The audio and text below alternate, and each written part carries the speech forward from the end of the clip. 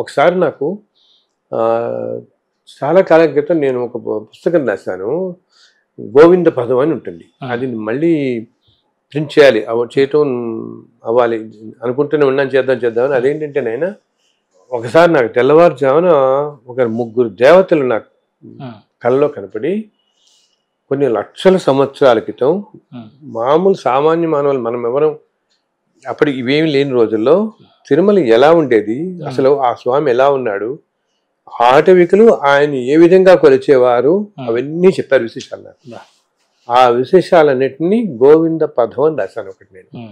అది మళ్ళీ త్వరలో చేస్తాను, చేసి మన వెబ్సైట్లో కూడా పెడతాను, అందరూ చదువుకోవచ్చు. దాంట్లో ఆ రోజుల్లో ఎలా ఉండేది, అండ్ ఆ తర్వాత కాలంలో కూడా తర్వాత నెమ్మదిగా రాజులు ఈ కాలం పరిపాలన రావచ్చినప్పుడు అందరూ వచ్చి సేవించుకోవడం జరిగింది. స్వామి ఉన్నాడు పైన కొండ మీద ఉన్నారు అని. అసలు ముందర అక్కడ ఉన్నట్టు తెలవాలి కూడా కదా మనకి, వీళ్ళందరికీ తెలుసుకోవడానికి కూడా. బికాజ్ ఎక్కడో ఆయన ఇన్ని కొండల మీద అక్కడ ఆ ప్రాంతంలో ఉండటం, అది తెలుసుకున్న తర్వాత కూడా ఈ రాజు వెళ్ళటం, వారిలో ఎక్కువగా శ్రీకృష్ణదేవరాయలు ఆయన ఉన్న టైంలోనే కాలంలో 7 సార్లు స్వామిని దర్శించుకున్నాడు. అసలు శ్రీకృష్ణదేవరాయలు కొండకి పెడుతుంటే ఎంత వైభోగంగానే ఉండేది అనమాట. ఏమిటి ఏనుగులు, గుర్రాలు, ఆయన పరివారం, సైన్యం అంతా పైకి పెడుతుంటే చూడడానికి అసలు మనకి 2 కళ్ళు సరిపోవు, అంత అద్భుతంగా ఉండేది. ఆయన ఉండి కొన్నాళ్ళు ఉండి ఎన్నో కైంకర్యాలు చేసి ఎన్నో సమర్పించుకుని ఆయనకి వెళ్తారు. అలా 7 సార్లు ఆయన వచ్చారు. అది అక్కడ హిస్టరీలో కూడా రికార్డ్ చేయబడి ఉంటుంది, ఏ సంవత్సరాలు ఆయన వచ్చారని. ఎంతో చేసిన వాళ్ళు శ్రీకృష్ణదేవరాయలు ఒకటి ఆలయానికి. సో స్వామి ఇంకోటి ఏమిటి, అక్కడున్న క్షేత్రం ఇన్ని కోట్ల సంవత్సరాలుగా నిత్యం దేవతలు కూడా ఇప్పటికీ దర్శించుకుంటుంటారు స్వామి, తెల్లవారుజాము సమయాల్లో వచ్చి. అండ్ ఆయనకి కూడా అసలు స్వామి ఆ రోజుల్లో, ఇప్పుడు ఇందాక చెప్తున్నాను, ఆటవికులు మొట్టమొదట్లో నివేదనలు చేసి వాళ్ళు వేటాడి తెచ్చిన మాంసం నివేదించేవాళ్ళు స్వామికి. అండ్ స్వామి దగ్గర కూర్చుంటే స్వామి వీళ్ళతో మాట్లాడేవాడు. యాక్చువల్గా ఈ సంగతి ఒక 200-300 సంవత్సరాల క్రితం కూడా స్వామి మాట్లాడేవాడు అంటారు. తర్వాత తగ్గిపోయింది. కానీ ఇది ఎప్పుడో కాలం క్రితం, జస్ట్ చాలా మంది అర్చకులు కూడా చెప్తుంటారు అన్నమాట.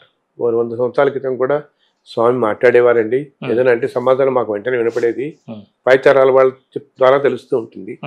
ఆ రోజుల్లో అయితే మాట్లాడుతుండేవాడు ఆయన, ముచ్చటిస్తుండేవాడు. అందుకనే యాక్చువల్లీ ఈ మన చాలా హిస్టారియన్స్ వాళ్ళు తిరుమల చుట్టుపక్కల ఉండే ఆటవిక జాతుల్లో వాళ్ళు పాడుకునే కొన్ని ఇప్పుడు అంతరించిపోతున్నాయి, కానీ మనకి వాళ్ళు పాడుకునే కొన్ని జానపద గీతాల్లో వెంకటేశ్వరుడే మనకి చాలా కనపడతాడు.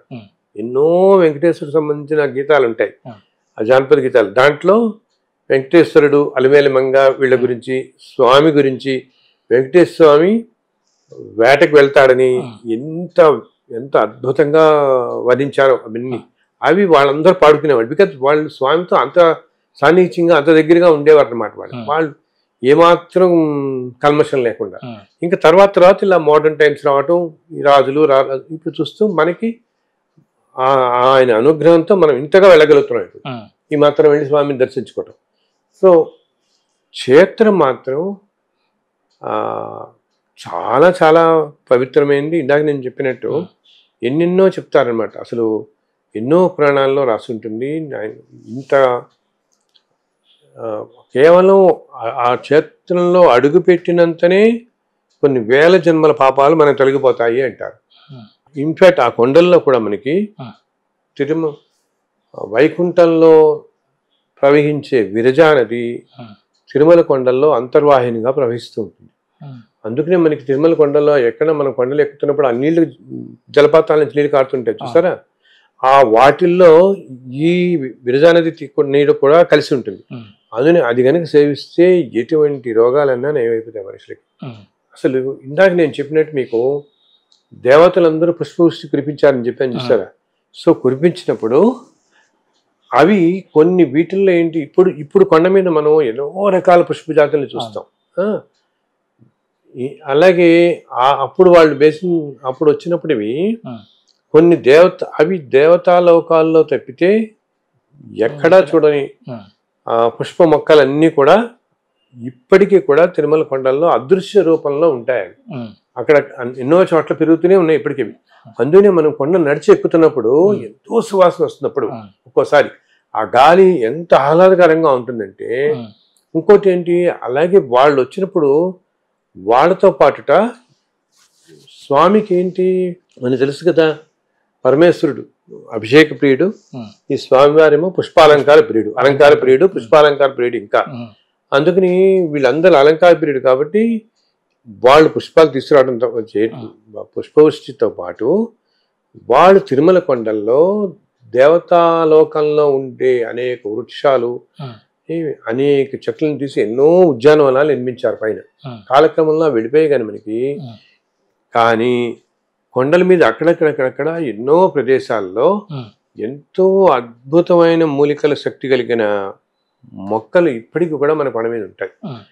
అందుకనే మనం చూడండి, ఏమాత్రం మనం నిత్యం వాకింగ్లు ఈ ఎక్సర్సైజ్ ఏమి చేయని వాళ్ళు కూడా మన కొండ ఎక్కడం ప్రారంభించగానే ఎంత శక్తి వచ్చేస్తుంది, ఎంత శక్తి వస్తుంది. బికాస్ మనకి వాటి మించి వచ్చే గాలి మనం పీలుస్తాం అనమాట. ఈ కొండల్లో ఉండే ఔషధ మొక్కలు ఉంటాయి చూస్తారా, అవి ఎంత పవర్, వాటి మీద వచ్చే గాలి మన లంగ్స్ శుభ్రపరుస్తూ ఉంటుంది.